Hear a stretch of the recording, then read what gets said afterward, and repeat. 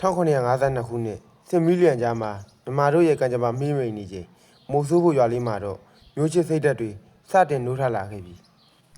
ခေါင်းဆောင်ကောင်းရဲ့လမ်းညွှန်မှုနဲ့အတူရွာသူရွာသားတွေဟာကြောက်ရွံ့မှုကိုခွန်အားပြောင်းပြီးမအောင်နိုင်တဲ့ခံတက်မျိုးလေးကိုတိဆောက်ခဲ့ကြတယ်အင်အား46ယောက်တည်းနဲ့ကျူးကျော်သူတွေကိုရဲရဲဝံ့ဝံ့တွန်းလှန်ပြခဲ့တဲ့ဒီအောင်ပွဲဟာကုန်းပေါင်မင်းဆက်ရဲ့ပထမဆုံးအောင်စီရိုက်တံပဲအောင်မြေနှင်းရင်အောင်ပွဲဆင့်မဲ့မြေထူးမြေမြက်ရတနာတွေစုဝေးရာရတနာတင်ကဟာမြန်မာတို့ရဲ့အနာဂတ်အလင်းရောင်စတင်ရာအရက်ပါပဲအလောင်းမင်းတရားကြီးအဖြစ်ဗိသိက်ခံယူလို့ရတနာတင်ခါမြို့တော်ကြီးကိုကုန်းပေါင်မင်းဆက်ရဲ့ပထမဆုံးမြို့တော်အဖြစ်ခံညားစွာစတင်တည်ထောင်လိုက်ပြီ